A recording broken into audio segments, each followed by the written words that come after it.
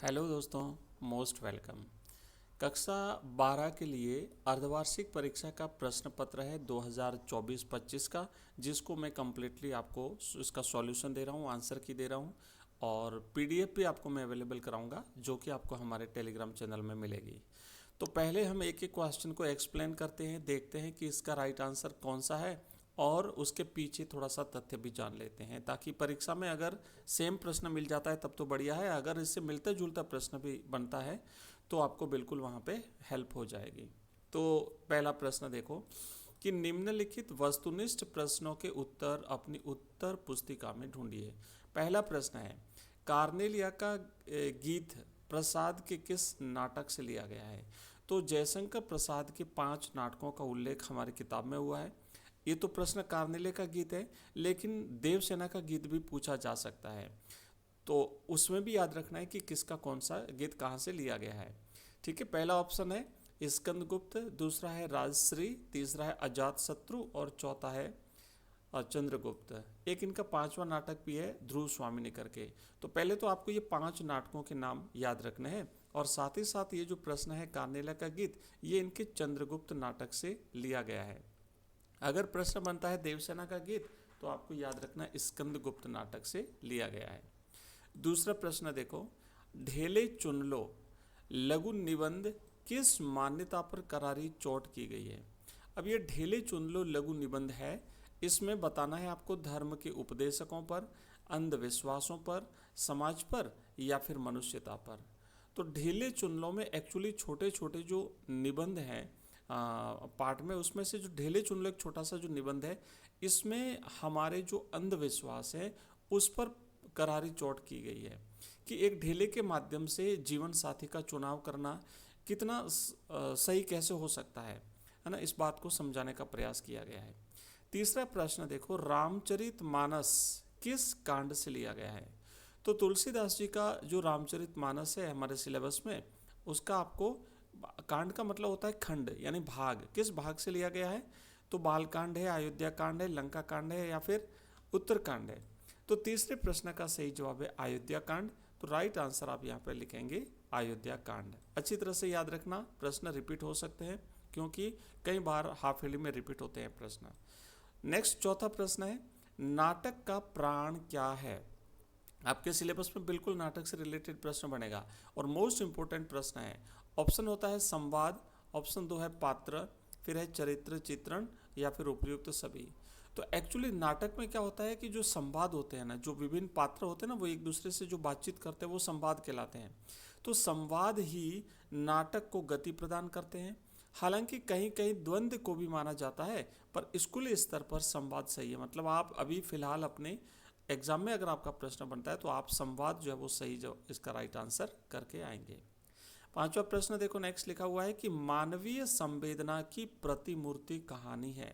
बिस्कोहर की माटी या फिर संबदिया या फिर चार हाथ या फिर दूसरा देवदास। अब वैसे तो चारों कहानियाँ मानवीय संवेदनाओं से जुड़ी हुई हैं, लेकिन सबसे प्रसिद्ध जो कहानी है मानवीय संवेदना से जुड़ी हुई, वो संबदिया है। हमने देखा है कि किस तरीके से संबदिया संवाद लेकर के बड़ी बहुरिया के मायके तो जाता है, लेकिन वो वहाँ पे बात कहता नहीं और अंततः बड़ी बहुरिया के पास आकर के कहता है कि आप मेरी माँ हैं, मैं आपका बेटा हूँ और मैं अब आपका हर काम करूँगा, आप यहाँ से कहीं नहीं जाएगी। तो इसलिए हम कह सकते हैं कि इसका सही जवाब होगा हमारा जो है वो संबदिया। ठीक है, ऑप्शन ब। नेक्स्ट प्रश्न देखो, छठा प्रश्न है, कूटज का पौरुष व्यंजक नाम कौन सा है? कूटज के बहुत सारे नाम बताए गए हैं, कुछ स्त्री सूचक नाम भी और पौरुष व्यंजक नाम भी बताए गए हैं। तो पराजिता, पहाड़ फोड़, पाताल फोड़, धरती धकेल, धरती नाश नहीं, धरती धकेल किताब में जैसे नाम दिए हुए हैं। तो इसमें से पहाड़ फोड़ या पाषाण भेद नाम जो है वो इसका पौरुष व्यंजक नाम है। नेक्स्ट आगे बढ़ेंगे। अगला क्वेश्चन है कि मलिक मोहम्मद जायसी कौन सी शाखा के कवि हैं? वाम मार्गी, निर्गुण, ज्ञानाश्रय या फिर सूफी प्रेम मार्गी? तो सही जवाब इसका रहेगा सूफी प्रेम मार्गी शाखा के कवि हैं मलिक मोहम्मद जायसी साहब। अगला क्वेश्चन देखो, नेक्स्ट है हमारा आठवां प्रश्न, हिंदी साहित्य का इतिहास पहले हिंदी शब्द सागर की भूमिका में किसने लिखा था? चंद्रधर शर्मा गुलेरी जी, आचार्य रामचंद्र शुक्ल, डॉक्टर रामकुमार वर्मा या फिर गारसा दत्तासी। तो इसका सही जवाब ऑप्शन बी है, आचार्य रामचंद्र शुक्ल साहब। इन्होंने जो है हिंदी साहित्य का इतिहास इनका काफ़ी प्रसिद्ध है, लेकिन पहले इसे इन्होंने हिंदी शब्द सागर की भूमिका में लिखा था। नेक्स्ट क्वेश्चन देखेंगे, सरोज स्मृति गीत निराला जी का है। तो ये गीत जो है वो कैसा है, विवाह गीत है या फिर लोक गीत है या शोक गीत है या फिर हास्य गीत है। तो ये एक शोक गीत है, क्योंकि अपनी पुत्र की मृत्यु के उपरांत निराला उसकी स्मृतियों को जो है वो इसमें व्यक्त करते हैं, साथ ही साथ अपने मन के भावों को, दुखों को भी व्यक्त करते हैं। तो ये एक शोक गीत है।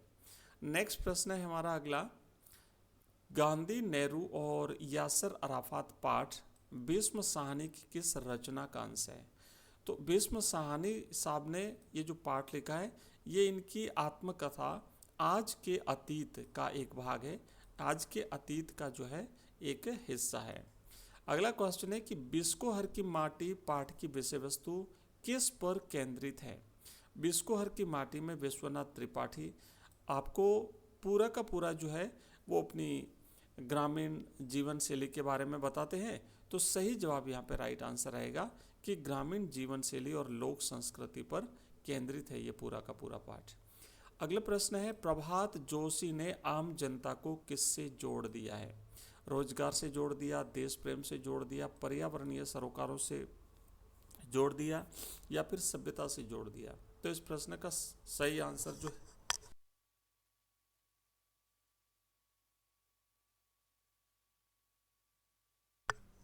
तो इस प्रश्न का सही आंसर रहेगा पर्यावरणीय सरोकारों से जोड़ दिया है। अब हम करेंगे रिक्त स्थान के प्रश्न, देख लेते हैं। तो पहला प्रश्न है कि काव्य में शब्द और अर्थ का वैचित्र्य कहलाता है। तो शब्द और अर्थ से काव्य में जो भिन्नता उत्पन्न होती है, जो वैचित्र्य उत्पन्न होता है, वो अलंकार कहलाता है।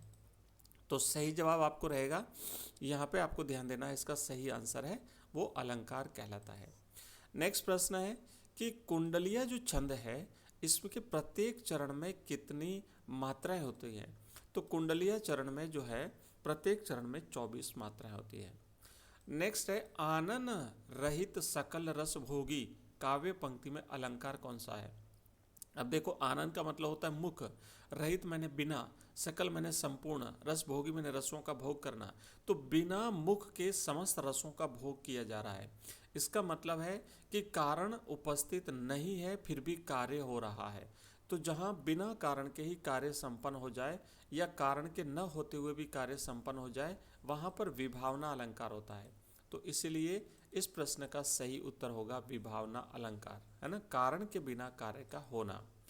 अगला प्रश्न है चौथा, रिक्त स्थान का उत्कर्ष करने वाले गुण धर्म कहलाते हैं।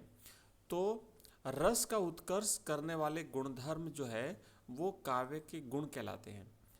रस का काव्य में उत्कर्ष करने वाले गुणधर्म काव्य गुण कहलाते हैं, रस का उत्कर्ष करने वाले। ठीक है। अगला है कि एक सुव्यवस्थित सृजनात्मक और आत्मनिष्ठ जो लेखन होता है वो फीचर कहलाता है। एक सुव्यवस्थित सृजनात्मक और आत्मनिष्ठ लेखन फीचर कहलाता है। अगला क्वेश्चन है कि कविता के सुनने से कानों में कड़वापन उत्पन्न होने पर दोष होता है। कौन सा दोष होता है। तो कविता को के सुनने से कानों में जो कड़वापन उत्पन्न होता है उसे श्रुति कटुत्व दोष कहते हैं, यानी सुनने में कड़वा लगने वाला श्रुति कटुत्व दोष जो है वो इसे हम कहते हैं। ठीक है। अब देखो नेक्स्ट जो क्वेश्चन तीसरा है, तीसरे से आगे वाले जो प्रश्न हैं वो मैं आपको सेकंड पार्ट में करवाता हूँ। अगर आप इसका सेकंड भाग, दूसरा भाग भी चाहते हैं तो कमेंट बॉक्स में लिख देना कि सर नेक्स्ट पार्ट, है ना, या फिर नेक्स्ट वीडियो ऐसे कमेंट कर देना, तो मैं आपको इसका सेकंड पार्ट भी अवेलेबल करा दूंगा। कंप्लीटली मेरे पास बिल्कुल आंसर के रूप में हमने इसे तैयार कर रखा है, आप यहाँ पे देख पा रहे हैं। तो कैसी लगी ये क्लास मुझे बताइए और मिलते हैं अगली क्लास में। तब तक के लिए जय हिंद, जय भारत।